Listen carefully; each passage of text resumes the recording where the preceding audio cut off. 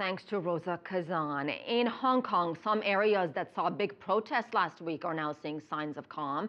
Monday morning, demonstrators who were demanding freedom selecting candidates in the 2017 elections started to scale back. Government workers returned to work. The crowd eased their blockade of the buildings, and schools reopened. Some protesters are continuing to sit in as they negotiate a framework for talks with the authorities. And CCTV's Wu Haojun has more on the story. With barriers partially removed, Hong Kong civil servants were finally able to come back to work. They walked through a passage just 2 meters wide before making their way into the regional government's headquarters. Hong Kong's central government offices, which usually operate 24 hours a day, had been shut down for 3 days. Protesters have blocked all entrances to the headquarters since last Friday. After consultations between the government and protesters, this passage was cleared out last night.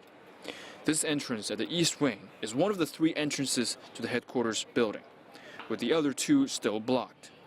The 9-day protest have dealt a heavy blow to Hong Kong's social order. Being closed for a week, middle school students in the Wan Chai and Central Western districts returned to school Monday morning. We couldn't go to school for a few days. Our curriculum has been delayed as well as tests.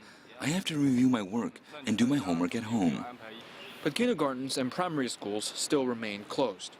The Regional Education Bureau says the safety of students is the main concern and hopes all schools can reopen soon. Those who were fortunate enough to get to class left home early this morning to make sure they arrived on time. After missed many days, students have to make up for the lost time the best they can. The transportation is fine this morning. Students have come back to school smoothly. Their classes have been affected slightly, but things are back on track. We've arranged to make up the missing classes. We've also told our students to be sensible and inclusive of different ideas. Meanwhile, 30% of the city's bus routes haven't been blocked by protesters for more than a week are slowly getting back to normal. To cope with the disruptions, city officials are adding extra shuttle buses in certain parts of the city to help commuters. But it still might take longer for the city to truly get back to normal. Yingqiao, CCTV.